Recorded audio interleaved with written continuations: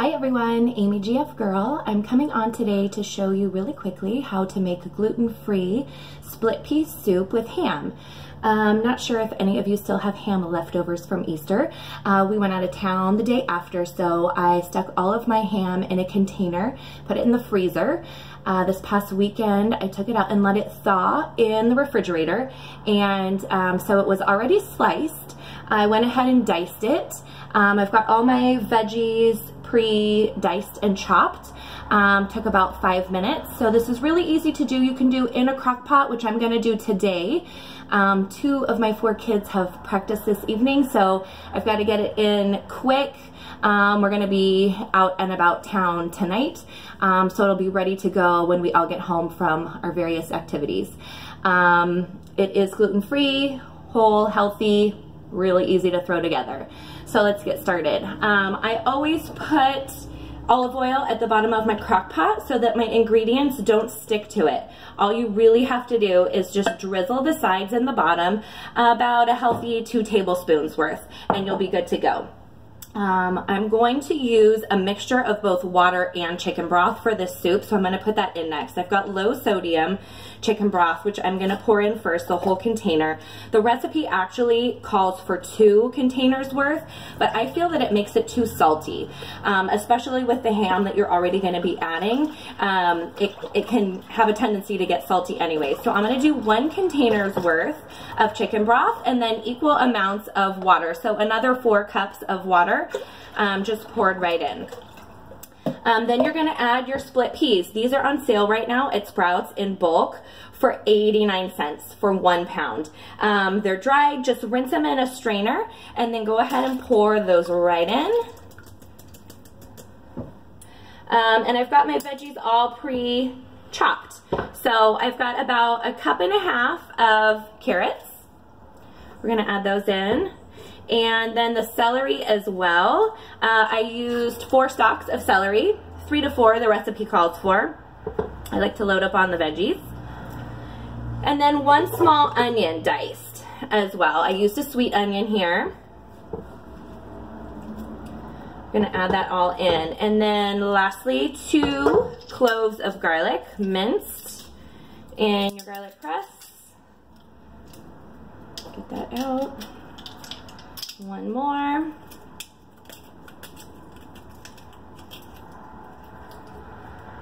If you guys don't have the Pampered Chef garlic press, I know I've talked about this before. It's so awesome. You really just put your garlic cloves in whole. You don't have to peel them and push it right through. It's fantastic. Okay, so there is the garlic. Next, we're adding in our spices. So this was kind of a fun twist that I have not tried before, which I am trying today. The recipe calls for curry powder, so if you're not a curry fan, you can go ahead and omit. I'm going to try it. I love curry. And it just calls for ½ teaspoon, so it's not very much anyways, but it smells so fragrant. So I'm going to go ahead and try it this time.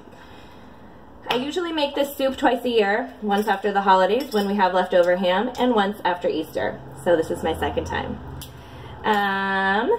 Rosemary, fresh rosemary. We're going to do the next 3 veggies.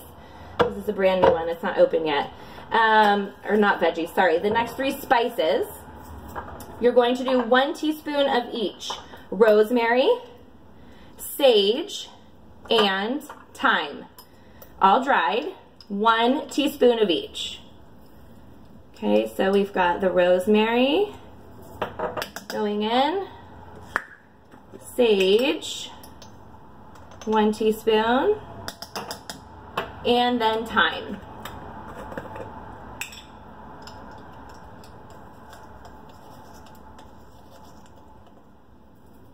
Perfect.